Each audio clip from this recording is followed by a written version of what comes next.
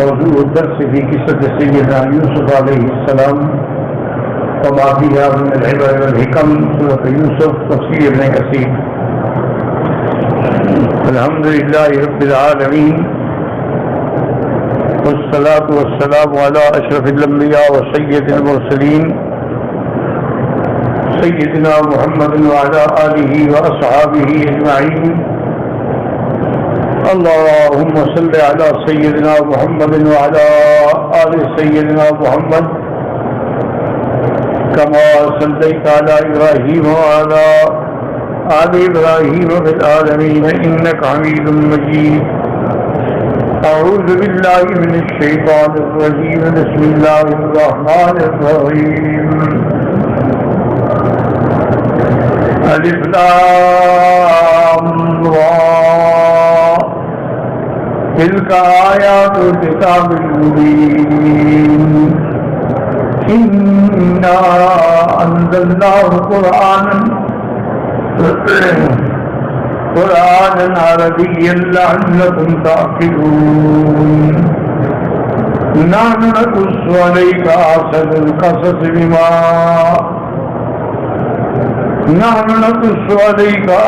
القصص بما أوحينا إليك هذا القرآن وإن كنت من قبله لمن الغافلين. قال المؤلف والمفسر رحمه الله تعالى أدام النفع بعلومه وعلومكم في الدارين آمين إلى أن قال روى الصعلبي وغيره من طريق سلام بن سليم ويقال سليم المدائني وهو متروك عن هارون بن المغيرة وقد نص على جهالته أبو حاتم عن زيد بن أسلم عن أبيه عن أبي أمامة عن أبي كعب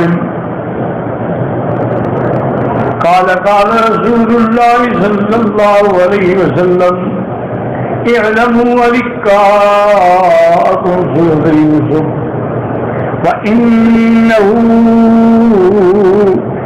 فإنه يحياها مسلم تلاها أو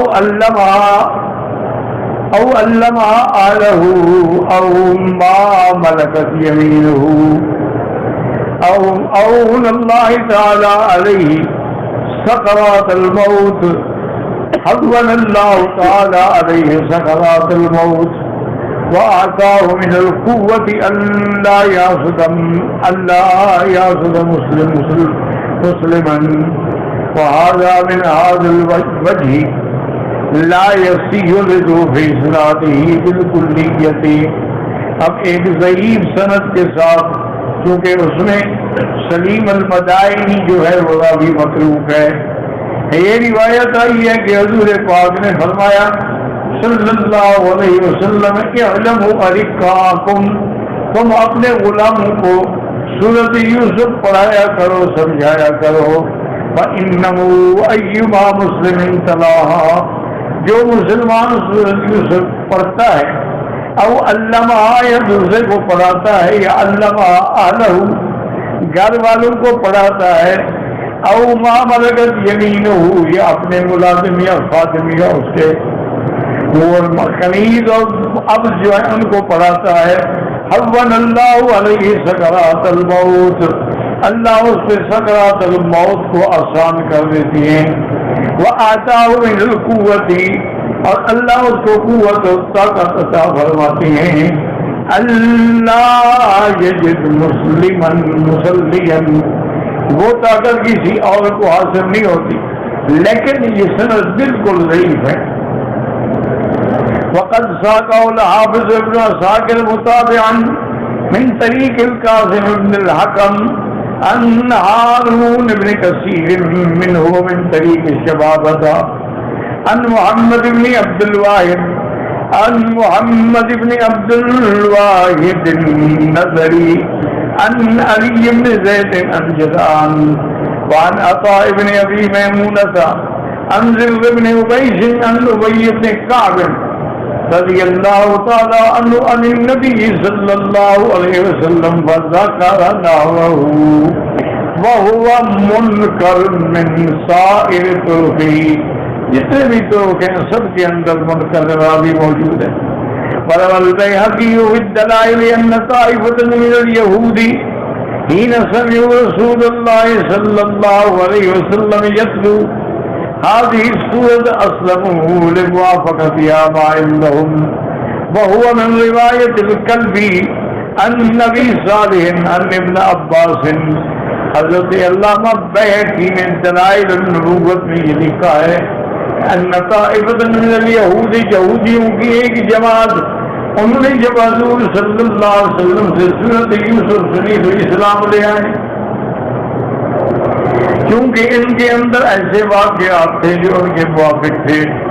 اس کے بعد اب اللہ فرماتے ہیں بسم اللہ الرحمن الرحیم والإسلام تلك آیات الکتاب المبین انا انزلناه قرآنا عربیا لعلکم تعقلون نحن نقص عليك احسن القصص بما اوحینا الیک هذا القرآن وان كنت من قبله لمن الغافلین. اما الكلام على الحروف المقطعات فقد تقدم في أول سورة البقرة تلك آيات الكتاب المبين، أي هذه آيات الكتاب وهو القرآن المبين والواضح والجلي الذي يفصح عن الأشياء المبهمة ويفسرها ويبينها. إنا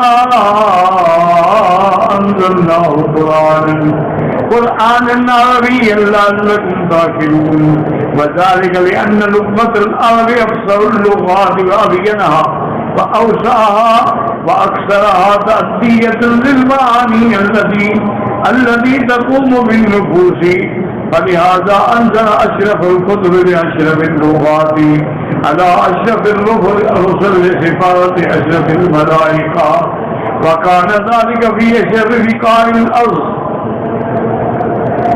وابتدئ إنزاله في أشرف شهور السنة فهو رمضان، فكمل من كل الوجوه. ولهذا قال تعالى نحن نقص عليك أحسن القصص بما أوحينا إليك هذا القرآن، أي بسبب إيحائنا إليك هذا القرآن. اللہ تعالی نے اس سورت مبارکہ میں اس کی ابتدا میں بھی حروف مقطعات ہیں، الف لام را.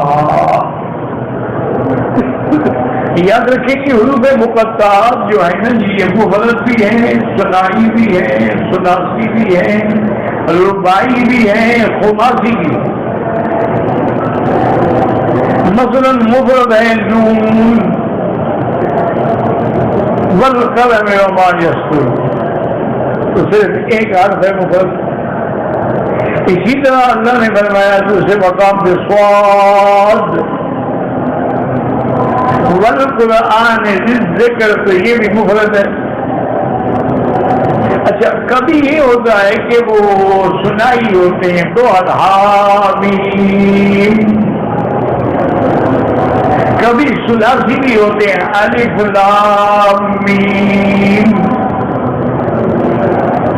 اور کبھی جو ہیں وہ رباعی بھی ہوتے ہیں، خماسی بھی ہوتے ہیں، جیسے فرمایا کاف ہا یا عین صاد حامیم عین سین قاف، اسے فرمایا طا سین میم. تو اب یہ سمجھیں کہ یہ حروف مقطعات جو ہیں ان کے کیا معنی؟ بعض علماء تو یہ فرماتے ہیں کہ ان حروف مقطعات کا علم اللہ نے حضور پاک کو بھی نہیں دیا ہے، اس لیے اکثر مفسرین اپنے تفسیروں میں آگے لکھ دیتے ہیں کہ اللہ اعلم بمرادہ، اللہ جان.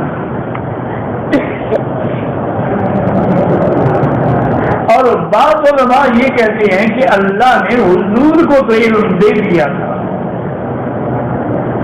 لیکن آگے ان کو بیان کرنے کا حکم نہیں تھا، اس لیے یہ اسرار ہیں۔ اور اسی لیے یعنی ان کو یہ کہا جاتا ہے کہ سر من اسرار اللہ، یہ اللہ کے راز ہیں۔ اور اگر اللہ نہ کھولے تو میں نے پہلے بھی آپ کو کئی دفعہ عرض کیا تھا کہ اب ہمو کما ابہمہ اللہ، اگر اللہ نے اس کا معنی بیان نہیں کیا تم بھی خاموش رہو۔ اپنا عقل اگر لڑاؤ گے تو نقصان ہو،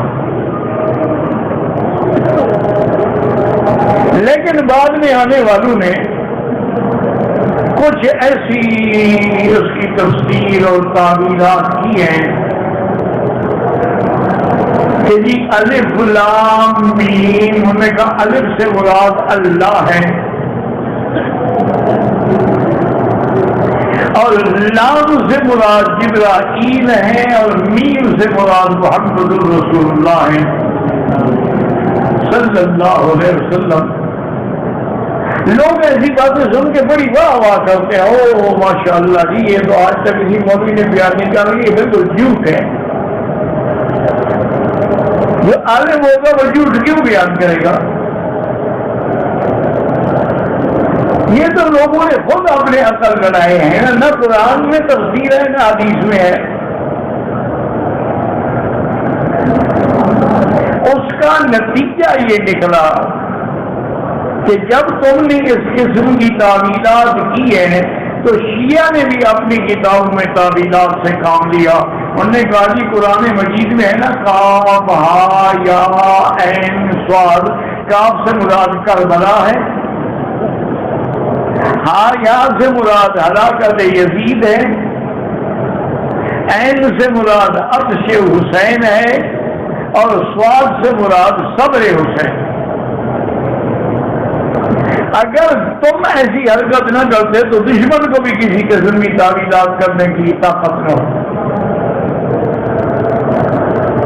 یہ ہم بھی زیادتیاں کرتے ہیں نا، کچھ ہم کھینچے کھینچے رہے، کچھ وہ کھینچے کھینچے۔ اب ہم نے اذان سے پہلے صلاۃ و سلام کا ایک سلسلہ شروع کر دیا ہے کہ پہلے صلاۃ و سلام پڑھو اور پھر اذان شروع کرو، اور پھر جب اذان ختم ہو جائے پھر صلاۃ و سلام پڑھو۔ حالانکہ یہ بدعت ہے کہ نہ حضور نے حکم دیا، نہ حضرت بلال نے پڑھا، نہ حضرت ابی معذورہ نے پڑھا، نہ حضرت عبداللہ ابن ام مکتوم جو مؤذن تھے انہوں نے پڑھا، نہ خلفائے راشدین کے زمانے میں کسی نے پڑھا۔ اس بات کی بدعت ہے، اعجاز الدین ہے۔ لیکن جب تم نے یہ بدعت ایجاد کر لی نا تو شیعہ کو بھی موقع ملا، انہوں نے کہا اچھا اگر اذان سے پہلے تم پڑھا سکتے ہو تو ہم بھی پڑھاتے ہیں، علی ولی اللہ خلیفۃ بلا فصل۔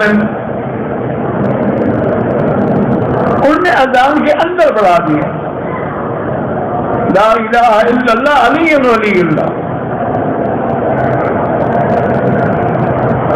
اگر اس قسم کی باتیں تم نہ کرتے نا جی تو کبھی مخالف کو بھی موقع نہیں۔ اسی طرح ایک دفعہ حضرت شاہ جی رحمت اللہ علیہ، حضرت عطا اللہ شاہ بخاری رحمت اللہ علیہ، اللہ ان کی قبر پہ کروڑوں رحمتیں فرمائے، اور ان کے دو بچے جو ہیں جو ماشاءاللہ بڑے بزرگ بھی ہیں، عالم بھی ہیں، عطا المؤمن اور عطا المؤمن، بیمار ہیں، دعا کہ اللہ شفا عطا فرمائے۔ شاہ جی ایک دن بیٹھے تھے اپنے دوستوں میں محفل، شاہ صاحب کی بڑی کھلی مجلس ہوتی، ہر قسم کے اس میں لوگ ہوتے، تو شاہ جی کہنے لگے کہ یار میرا دل کرتا ہے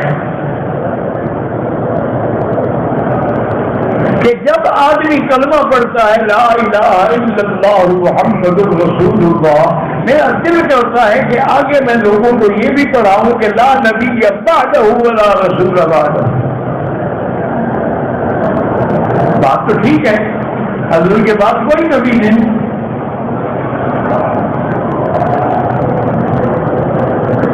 اگر کوئی دعویٰ کرے گا تو وہ دجال ہے، کذاب ہے.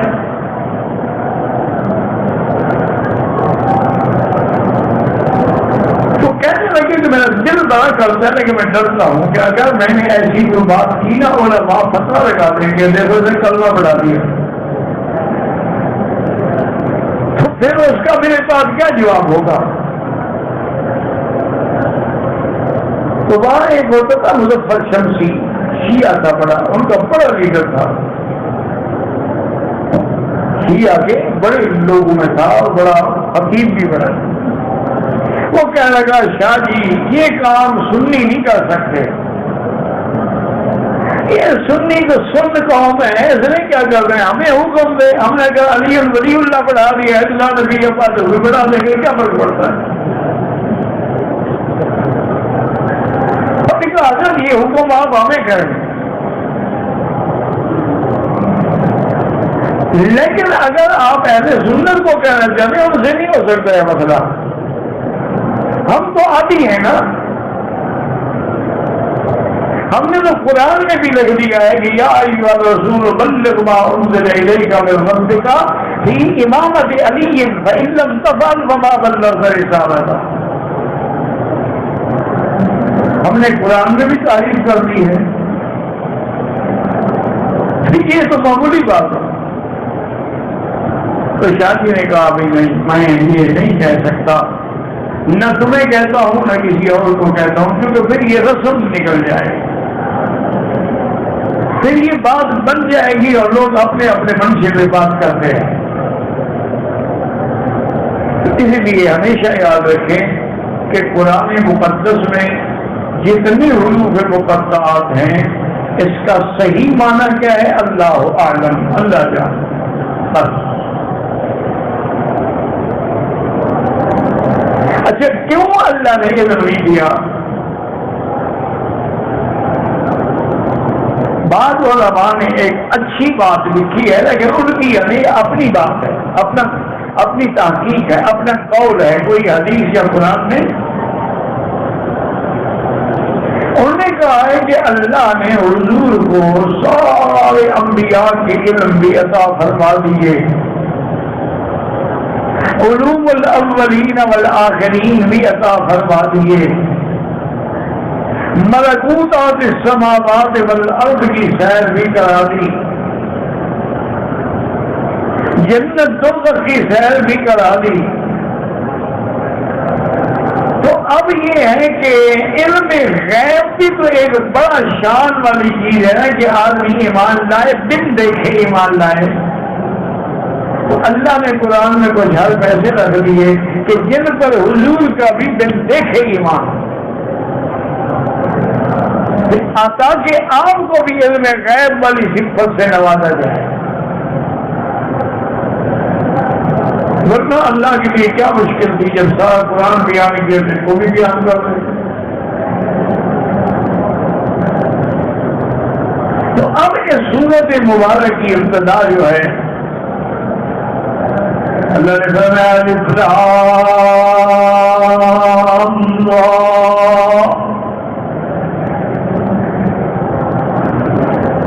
تلک آیات الکتاب المبین.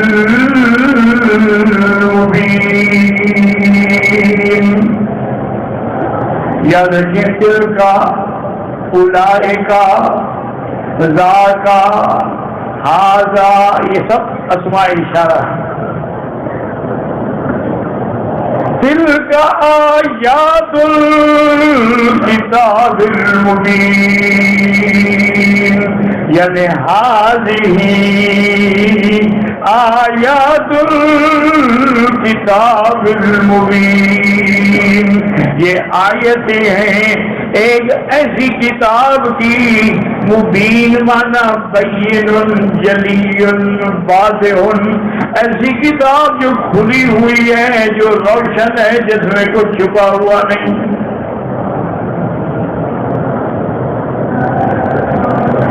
یاد رکھو اللہ نے قرآن پاک میں کسی مقام پر فرمایا ہے قرآن اور کسی مقام پہ فرمایا ہے الکتاب. جیسے فرمایا الف لام میم ذالک الکتاب لا ریب فیہ.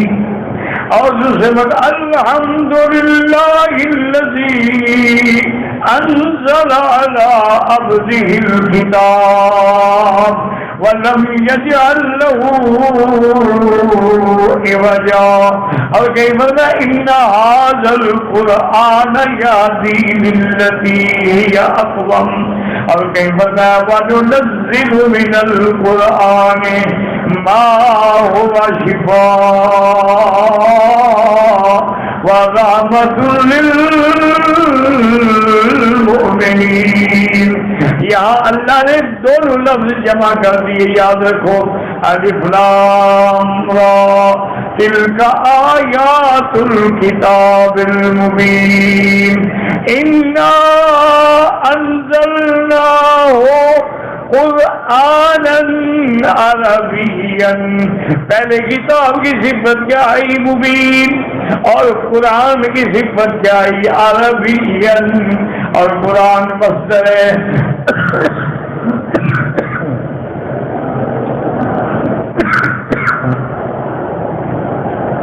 لا حول ولا قوة.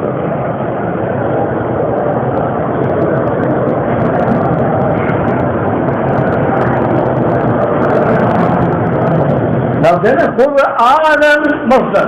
کیا مانا؟ یعنی جو ایسی کتاب ہی دنیا میں نہیں جو اتنی پڑھی جائے. اس لیے مصدر کے سیغے میں مبالغہ ہوتا ہے. قرآن کا مانا پڑھنا. جیسے اللہ پاک نے فرمایا لا تحرک بہ لسانک لتعجل بہ ان علینا جمعہ وقرآنہ فإذا قرأناه فاتبع قرآنہ ثم ان علینا بیانہ. میرا محبوب آپ کو پڑھانا ہمارا کام ہے، ہم پڑھا دیں گے. اللہ اکبر. تمہیں مولوی پڑھاتے ہیں، کیا شان ہے مصطفیٰ کی جس کو خدا پڑھاتے. اللہ اکبر. میرا محبوب آپ تو زبان کو بھی تکلیف نہ دیں. جب جبریل پڑھتا تھا نا تو حضرت بھی ساتھ ساتھ پڑھتے تھے تاکہ کوئی لفظ رہ نہ جائے. کیوں فکر کرتے ہیں؟ بالکل چپ کر کے سنتے رہیں. قرآن پڑھانا اور پھر آپ کے سینے میں جمانا یہ ہمارا کام. اور صرف یہ نہیں کہ قرآن سینے میں جما دیں گے، ثم ان علینا بیانہ، پھر اس کی تفسیر بھی ہم سکھا دیں گے. اچھا بندے کا پڑھا ہوا تو بھول جاتا ہے نا. اللہ نے فرمایا ہم آپ کو جو پڑھائیں گے نسانو کرو کا فلا تنسا الا ما شاء اللہ. ہم ایسا پڑھائیں گے جو آپ کبھی نہیں بھولیں گے. ہاں اگر اللہ چاہے الگ بات ہے، اللہ بلا دے تو اللہ تو قادر ہے، اس کی قدرت میں تو کوئی دخل نہیں دے سکتا ہے. تو اس لیے یاد رکھیں کہ اس کا نام کتاب بھی ہے اور قرآن بھی. پہلی جتنی کتابیں آئی ہیں نا، تورات ہے، انجیل ہے، زبور ہے، صحائف ہے، صحائف صحف ابراہیم ہے، صحائف موسیٰ علیہ السلام ہے، وہ سب کتابیں تو تھیں لیکن قرآن نہیں تھا. بات سمجھیں. یہ شرف اسی کو ملا ہے کہ یہ کتاب بھی ہے اور قرآن بھی ہے. کتاب کا کیا مانا؟ لکھی ہوئی چیز آپ کو پہلے آپ کہتے ہیں مجھے فلاں کا خط ملا ہے، یا آدھی کتاب کو فلاں کی خط آیا ہے میرے پاس، وہ کتاب ہو. اور قرآن کا معنی یہ ہوتا ہے کہ جو خود پڑھایا جائے. پہلی کتابیں تورات دے دی گئی، انجیل دے دی گئی، پڑھایا تو نہیں نہ اللہ نے پڑھا. یہ شان اسی کتاب کا ہے کہ اللہ نے جبریل کے ذریعے سے حضور پاک سے پڑھا قرآن، تو قرآن بھی ہوا اور پھر جمع ہو کے کتاب بھی ہوئی، اور یہی وجہ ہے کہ پہلی کتابیں تو ختم ہو گئی اور قرآن قیامت تک ختم نہیں ہوگا، کیونکہ وہ تو کتاب تھی نا، اور یہ تو قرآن ہے، قرآن مانا اللہ کا کلام، جب اللہ کا کلام ہے تو کیسے ختم ہو سکتا ہے؟ اللہ کی ذات ہی باقی، اس کے صفات بھی باقی، قرآن بھی باقی۔ اس لیے ایک آیت میں اللہ نے فرمایا الف لام را تلک آیات الکتاب المبین، جیسے دوسرے مقام پہ فرمایا کہ تنزیل من رب العالمین، جیسے یہاں پر انا انزلناہ، بابر تنزیل من رب العالمین نزل به الروح الامین علی قلبک لتکون من المنذرین بلسان عربی مبین۔ فرمایا قرآن اللہ نے اتارا ہے، اور لے کے آنے والا کون ہے؟ فرشتہ ہے، اور وہ فرشتہ بھی امانت والا ہے۔ یا اللہ نے امانت کی صفت کیوں بڑھائی؟ کیونکہ شیعہ کہتے ہیں کہ قرآن تو علی پہ آ رہا تھا، جبریل بھول کے حضور کی طرف چلا گیا تو خیانت کر دی نا، اس لیے اللہ نے فرمایا نانا وہ تو امین ہے، وہ خیانت کر ہی نہیں سکتا ہے۔ روح الامین، اور قرآن پہلے لوح محفوظ میں ہے، اب کہاں اترے گا؟ علی قلبک، میرا مدنی تیرے دل پہ ہم قرآن اتاریں گے۔ اس سے علماء نے مسئلہ نکالا کہ آسمان میں افضل مقام لوح محفوظ تھا، اور دنیا میں سب سے افضل مقام جو ہے وہ قلب محمد مصطفیٰ ہے، اس لیے اللہ نے قرآن وہاں اتارا ہے، کیونکہ یہ اشرف کتاب علی اشرف الرسل بواسطۃ اشرف الملائکۃ فی اشرف الزمان و اشرف المکان۔ اللہ نے فرمایا میرا مدنی ہم نے ایسی کتاب آپ کو دی ہے جو بڑی شان والی ہے، کتاب بھی شان والی، بھیجنے والا بھی شان والا، لانے والا بھی شان والا، اور جس زمین پہ آئی وہ زمین بھی شان والی، اور جس مکان پہ زمان میں آئی رمضان کی ابتدا میں وہ زمان بھی شان والا۔ اسی فرمایا الف لام را تلک آیات الکتاب المبین۔ آگے فرماتے انا انزلناہ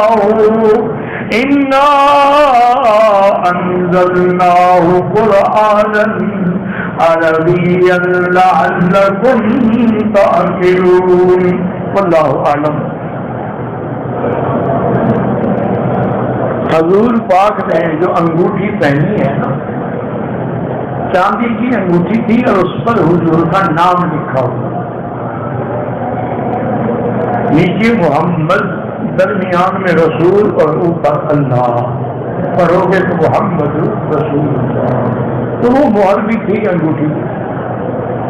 ایک روایت میں البتہ ملتا ہے کہ کان فسہ حبشی، کہ اس کا نگ جو ہے وہ حبشے کے علاقے کا تھا، لیکن بعض لوگوں نے فرمایا ہو سکتا ہے آپ نے کبھی وہ بھی پہنی ہو،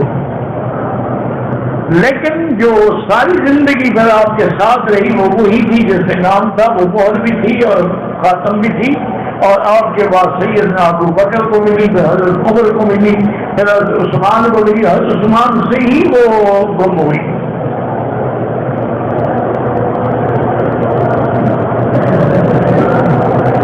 میں نے اپنی بیٹی کا نام زینب رکھا ہے، بہت اچھا نام ہے، حضور کی بیٹی کا نام ہے، لوگ کہتے ہیں نام بھاری ہے، نام بھاری ہے تو ان کو ہلکا ڈھونڈ کے دو، عجیب بات ہے،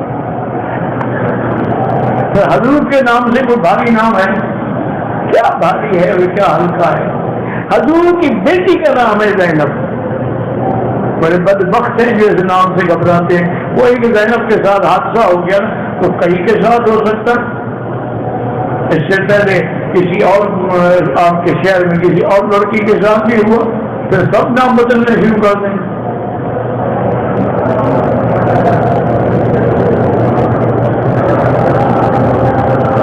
میری ایک رشتہ دار کہتی ہے کہ میں ساس کو چھوڑ کر اپنے نئے مکان جاؤں، نہیں تو نئے گھر میں شیطان، وہ ٹھیک تو ہے، کل بھی میں نے بتایا تھا گھر آباد کرو، خالی نہ رکھو، کرایہ پہ دے دو۔ میرے بھائی کی لڑکی حافظ بن رہی ہے لیکن وہ بھول جاتی ہے، تو اس کو کہیں کہ وہ یا قوی یا قوی یا قوی اللہ کا نام ساتھ رکھ کے دعا مانگا کرے۔ ہوٹل میں مسجد کی جگہ میں ٹیپ کی اذان پہ امام نماز پڑھاتے ہیں، سارے عمرے پہ آنے والے وہاں نماز، وہ ٹیپ پہ نماز نہیں ہوگی۔ اگر ہوٹل میں مسجد بنی ہوئی ہے اور آگے صفیں نظر آ رہی ہیں پھر نماز ہوگی، صفیں نظر نہیں آتی صرف آواز آ رہی ہے نماز نہیں ہوتی۔ آواز تو تمہارے ملک میں ٹی وی کھول تو آ جائے گی۔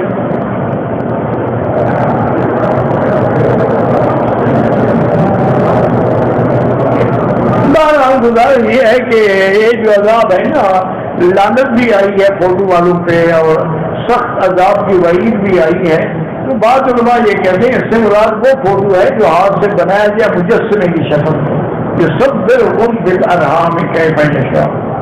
لیکن بہرحال بہتر یہی ہے کہ فوٹو سے بچیں، کوئی بھی فوٹو ہو، ہاں دین کے کام کے لیے ہو جائز ہے۔ بغیر وضو کے صفا مروہ کی صفائی کام میں ہم کر سکتے ہیں، لیکن آج کل تو وہاں پانی موجود ہے، وضو کی جگہ موجود ہے، تکلیف کیا ہے بغیر وضو کرنے؟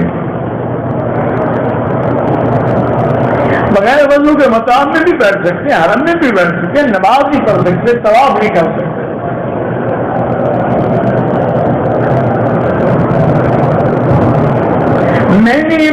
میرا عمرہ مدینے سے ہو جائے تو اگر تیسرا عمرہ کرنا چاہوں تو پھر آپ کی مرضی ہے، طائف سے کریں، مسجد عائشہ سے کریں، جیرانہ سے کریں۔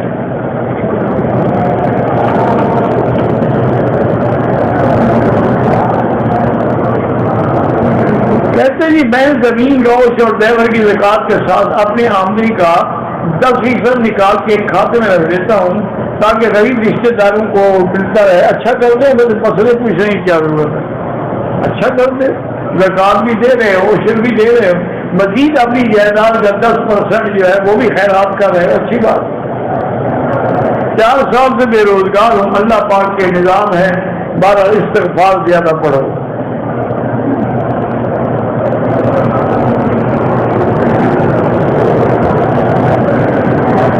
سلام سے پہلے جو دعا ہوتی ہے اللہ انی ظلمت نفسی ظلما کثیرا، دعا تو ہے نا، لیکن وہ اپنی زبان میں نماز میں دعا نہیں مانگ سکتے ہو۔ اگر کسی آدمی کا وضو نہیں ٹھہرتا تو میرا بھائی ایک نماز کا وقت جو ہے نا، مثلا عصر کو وضو کیا، اب نہ ٹھہرے، وہ مغرب تک کافی ہے، طواف کریں جو بھی کریں، پھر مغرب کا وقت ہوگا نیا وضو کرے گا۔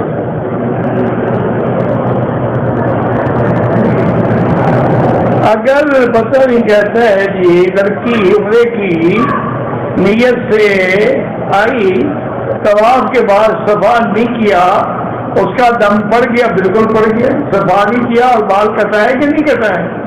بال بھی کٹا ہے اور دم بھی دے۔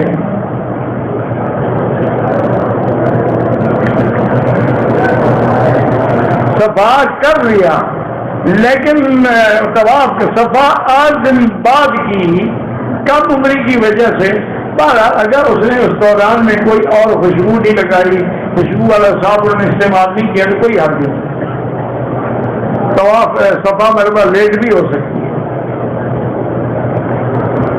غار ثور اور غار حرا پہ جانے کی کیا بھلے، حضور پاک ہیں جاتے ہو تو اچھی بات ہے، ان میں کوئی حکم تو نہیں ہے، نہ کبھی صحابہ گئے ہیں. عمرے کی طواف کے بعد 2 رکعت اگر بھول جائے آپ پڑھ لو جب یاد آئے.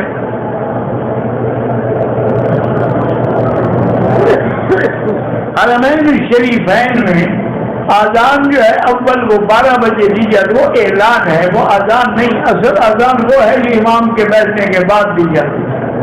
یہ تو اعلان ہے نا کہ ہم تیار ہو کے ہیں. نادیتم الصلاۃ الی الصلاۃ الجمعۃ فاسعوا. تو اب اگر اس اذان پہ ہم تیار ہو کے ہیں تو کب پہنچیں گے؟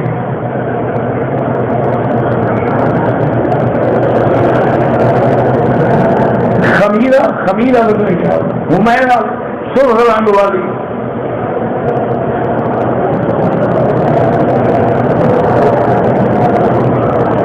اگر ہم واش روم میں وضو کر رہے ہیں تو داخل ہوتے ہوئے بھی اللہم انی اعوذ بک من الخبث والخبائث، اور نکلتے ہوئے بھی الحمدللہ الذی اذھب عنی الاذی وعافانی غفرانک، اور درمیان میں بھی اللہم اغفر لی ذنبی وسعلی فی داری وبارک لی فی رزقی پڑھتے ہیں.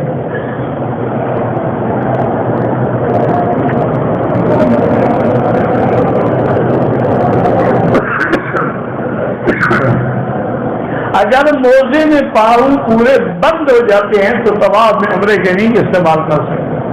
اگر اوپر پاؤں کھلا ہے پھر کر سکتے ہیں. میری بیٹی کا امتحان اللہ سب کو کامیاب فرمائے. میں نے ایک شخص سے کار ادھار لی ہے، نقد کی مدد لاکھ تھی، اس شخص سے 10 لاکھ میں لی ہے. کوئی رقم ادا نہ کر سکا، اس شخص نے رقم کا مطالبہ کہ رقم نہیں دیتے ہو تو میں بقایا رقم کا 20% زیادہ لوں گا. بہرحال یہ تو اس کی زیادتی ہے، لیکن جتنے میں تم نے لی ہے وہ رقم تمہیں 10 لاکھ دینی پڑے گی.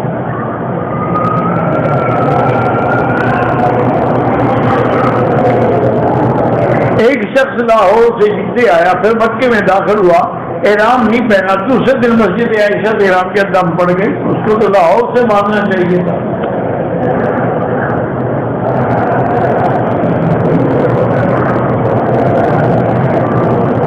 کہتے کہ میری شادی کو 15 سال ہو گئے ہیں، میری بیوی بیمار ہو گئی تھی، اس کی وجہ سے اس کی بچے دانی نکلوا لی گئی، ورنہ کینسر کا خطرہ تھا.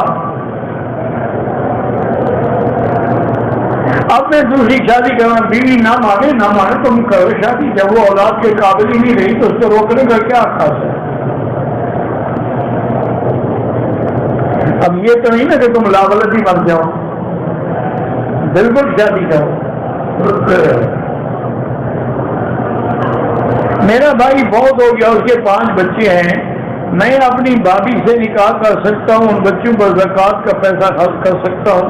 بہرحال تم اپنا اگر بھائی فوت ہو جائے تو اس کی بیوی سے نکاح کر سکتے ہو اور بچوں پر بھی خرچ کر سکتے ہو. دم ادا کرنے کا معنی ہی یہی ہوتا ہے کہ تم بقرعید دیکھی جائے. اگر پاکستان سے عورت بغیر محرم گئے ناجائز ہے، گناہ گار ہے. ڈاکٹر نائک صاحب بھی آج کل کے نئے سکالر ہیں، وہ بھی نئے مسئلے دکھاتے رہتے ہیں. احتیاط ضروری ہے.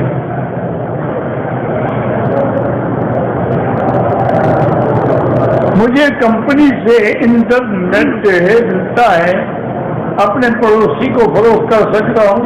اگر آپ کو ملتا ہے، آپ کا ہے تو پھر آپ جس کو چاہیں دے دیں،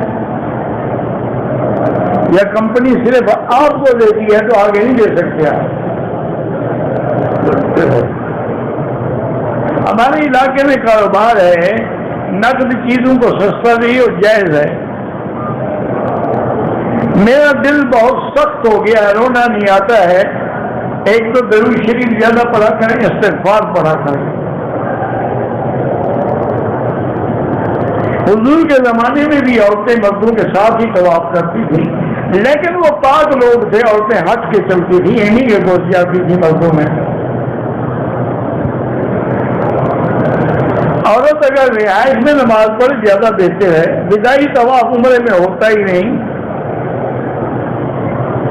پاکستان سے آئے ہیں، جماعت کے ساتھ نماز پڑھیں تو 4 رکعت بالکل 4 رکعت فرض پڑھیں گے، اگر علیحدہ پڑھیں تو 2 پڑھیں گے، پھر تو امام کے تابع ہو گئے نا۔ میں نے اپنا عمرہ کر لیا ہے، مزید عمرہ کرنا چاہتا ہوں، بالکل کریں۔ عورت بھی روزانہ عمرہ کر سکتی ہے، کیوں نہیں کر سکتی؟ مرد کر سکتا ہے، عورت بھی کر سکتی ہے۔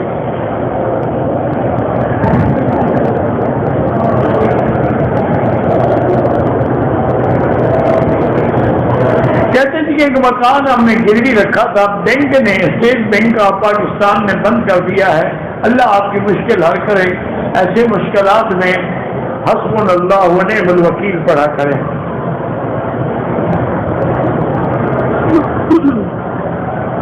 کہتے ہیں کہ امام ابو حنیفہ رحمۃ اللہ علیہ نے جب فقہ مرتب کی تو باقی ائمہ نے کیوں کی؟ وہی بات ہے کہ امام بخاری نے جب بخاری سے خریدی، امام مسلم نے کیوں لکھی؟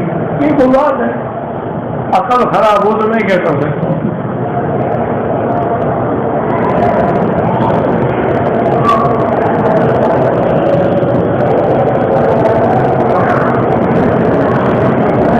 کہتے جی کہ اگر قولی حدیث ہے، بالکل اس میں کوئی شک نہیں کہ قولی حدیث افضل ہوتی ہے، فعلی حدیث کبھی کبھی جواز کے لیے، اور کبھی کبھی فعلی افضل بھی ہو سکتی ہے، جیسے حج کرام ہے۔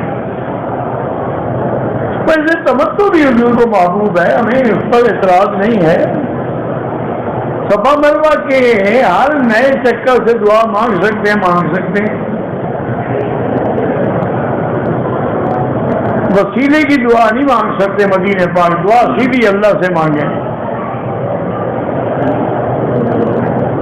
مسجد عائشہ سے کسی اور صحابی نے بھی عمرہ کیا، عبداللہ ابن عمر نے اور عبداللہ ابن زبیر نے کیا۔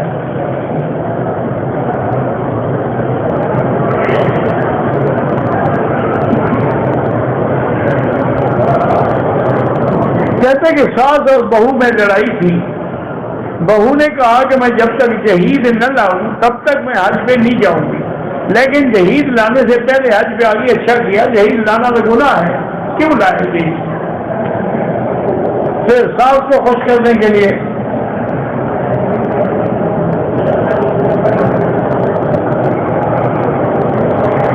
احرام کی حالت میں اپنی بیوی سے خواہشات پتہ کون سے خواہشات، اگر جماع کیا تو عمرہ بھی باطل ہو گیا، دونوں پہ دم بھی پڑ گیا۔ اگر صرف بوسہ شسہ دیا ہے تو پھر صدقہ خیرات کرے۔ اگر کوئی آدمی حرم میں آئے، طواف کی نیت نہ ہو، کوئی بات نہیں۔ حضرت عیسیٰ کے زمانے میں بھی حج ہوگا، بالکل ہوگا، حج بھی ہوگا، عمرہ بھی ہوگا، حضرت عیسیٰ خود بھی آئیں گے۔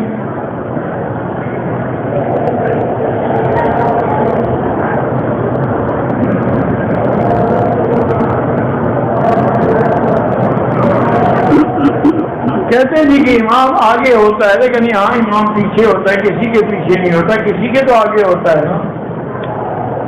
اب باقی 3 طرف میں اگر لوگ آگے ہیں تو یہاں ہر جگہ کعبہ تو نہیں ہوتا نا، جس طرف امام ہے اس طرف آگے ہونا منع ہے، دوسری طرف تو آپ آگے ہو سکتے ہیں۔ اب تو خیر مسئلہ ختم ہو گیا، کام ہو رہا تھا، مجبوری تھی، ابھی 1-2 دن کے بعد بالکل سب نیچے آ جائیں گے۔ نماز قصر جب ہو تو اگر 4 رکعت 2 رکعت پڑھے گے، سنت معاف ہے، پڑھو تو ثواب ملے گا۔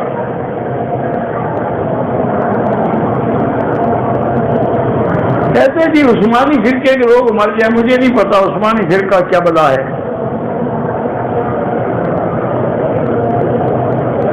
حیات النبی میں پہلے میں 1000 دفعہ کہہ چکا تمام انبیاء زندہ ہیں، یہ کبوتروں کے دانے جو چنتے ہیں بالکل جہالت ہے۔ اگر امام کھڑا ہو گیا، بیٹھنا تھا نہیں بیٹھا قاعدے میں، لقمہ دیا پھر کھڑا، سجدہ صاف کرنا ہوگا۔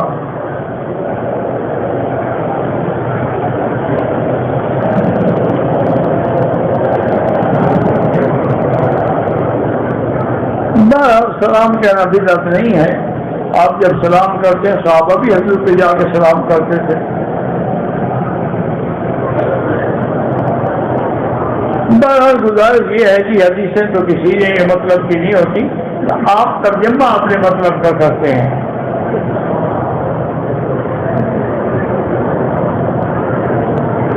کھیل میں عورتیں نماز پڑھنے لگ جاتی ہیں، بالکل غلط کرتی ہیں، ان کو چاہیے کہ اندر آئیں یا کم از کم ان کے آگے مرد ہوں، پیچھے مرد نہ ہوں۔ خلاف کعبہ پہ کچھ نہیں لکھا جاتا۔ ہمارا بھائی نابینا ہے، نماز کے لیے کھڑا ہوتا ہے تو کبھی ٹیڑھا ہوتا ہے، اس کو سیدھا کر دیا کرے نماز میں۔ اگر وہ بیچارہ نہیں جانتا، وہ مجبور ہے، وہ نماز تو ہو جائے گی انشاءاللہ۔ ائمہ اربعہ میں سے لازم کسی ایک کی تقلید کرنی پڑے گی۔ جیسے آپ عشاء پڑھیں گے تو ایک امام ہوگا، یہ نہیں کہ 4 کھڑے کریں گے۔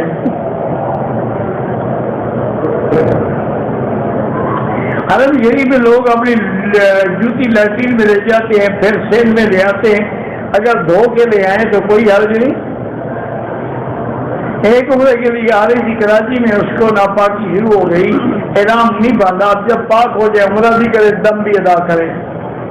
صفا سے پہلے استلام یاد آیا، 4 چکر کے بعد بہرحال استلام کیا تو ٹھیک ہے، نہیں کیا تو ٹھیک ہے۔ احرام باندھنے کے بعد کپڑوں سے مسواک، کپڑوں کو خوشبو لگی، کوئی کچھ نہیں ہوتا ہے۔ واللہ اعلم۔ ربنا تقبل منا انک انت السمیع العلیم وتب علینا انک انت التواب الرحیم۔